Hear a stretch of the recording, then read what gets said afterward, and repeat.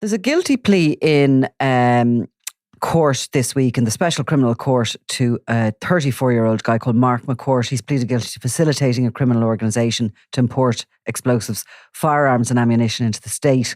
Now, the story behind this is actually he is the one who's been importing these firearms into the state.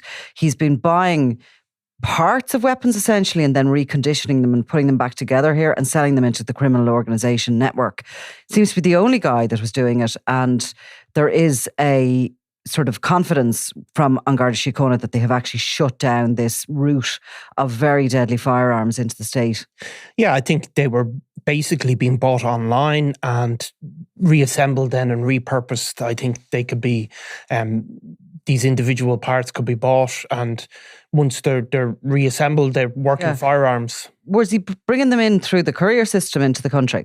I think there was various ways. He was buying the parts separately. I know we did speak about this before we could name Mark McCourt, who has an address in Newry in County Down, but he was basically, his operation was centred in the County Louth area. Yeah, he was the seizures of firearms. There was a total of 18 firearms seized, 6 AR rifles, which are, as Eamon was on before, who has a bit more of this sort of gun knowledge. Glad you're going to take this bit. No, I'm not going to take this on fully, but it's basically AR stands for Army Rifle, and they're a basic rifle, but a very high-powered weapon, very dangerous, obviously, and obviously these, he was getting through the customs system by importing various bits of them in different ways.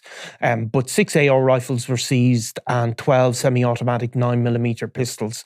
So this would be, obviously there's a huge risk to life with these weapons coming in. Now it's interesting, the charge he was brought before the Special Criminal Court under the organised crime legislation, or legislation that targets gangland activity. Because it's the facilitation of these importations. Now, these weapons, the AR rifles, we've seen them certainly in 2 very high-profile cases that have come before the courts in recent times. One of them was the conviction of Mr. Flashy Glenn Ward and his brother Eric O'Driscoll, who had possession of an AR rifle and who videoed themselves firing that weapon. Another case would be the death of Josh Yatselli. Josh Yatselli was shot as he sat in the back of a car. A feud had been ongoing in the South Inner City, and at one point a car had rammed into another car and Josh Yatselli was shot. Now it's believed he may have been shot by one of his associates who was carrying an AR rifle, and that weapon went off by accident. However, there was a broader amount of feuding and gangland activity going on. Because when you have this kind of illegal activity, of course, it's not as if you have to have a license for these. It's not as if you've had to have any training. And I think that the pattern was that the guards from the Drugs and Organised Crime Bureau in particular were seeing these weapons go into the hands of these disorganised young groupings. It was an easy way for them to establish a weapon supplier. Obviously, McCourt saw an opportunity for himself to make a certain amount of money, and it's quite a controlling position to be in, to be a firearms dealer within the underworld, because obviously getting a weapon isn't that easy, especially if you're kind of a young upcoming grouping that doesn't have the connections and the past history. No, and of course the Kinahan cartel were very much involved in smuggling weapons into Ireland, but there is a greater risk bringing in firearms into this country than even powdered drugs, for example. They're more likely to set off alarm bells because they're made of metal. They're a lot of the weapons, the guns used, and you'll see them even used in murders, can be 30, 20 years old. So they are at a premium. And some of these weapons ultimately even are rented out to young criminal gangs. But as you said, these people don't know how to handle them.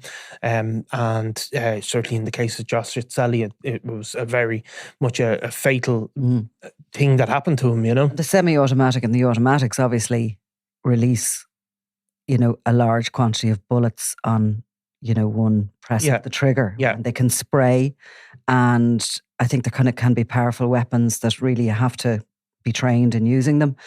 But this is a significant coup for the Gardaí. McCourt pleaded guilty he had these weapons both between February of 23 and July of 2024, with this knowledge of the existence of a criminal organisation, which we do believe him to have been at the sort of essentially at the top of. And he admitted unlawfully having possession of the Remington caliber barrels and the AR-15 pattern semi-automatic rifles. So, obviously somebody else will come in to take on board this. And more you're seeing that sort of reconstruction of the guns. Lee Cullen, who was somebody who was known here in underworld circles for a long time and was friendly with Jim Mansfield Jr.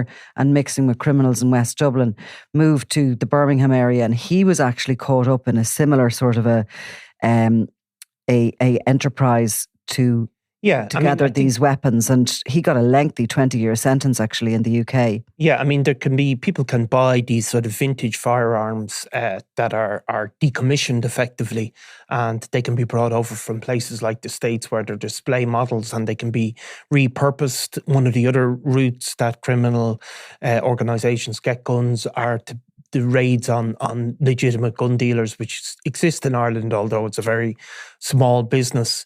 And then, of course, in recent times, we've seen these new 3D pistols, not so long ago, being seized in Dublin. They're certainly going to pose a huge threat in the future to Gardaí.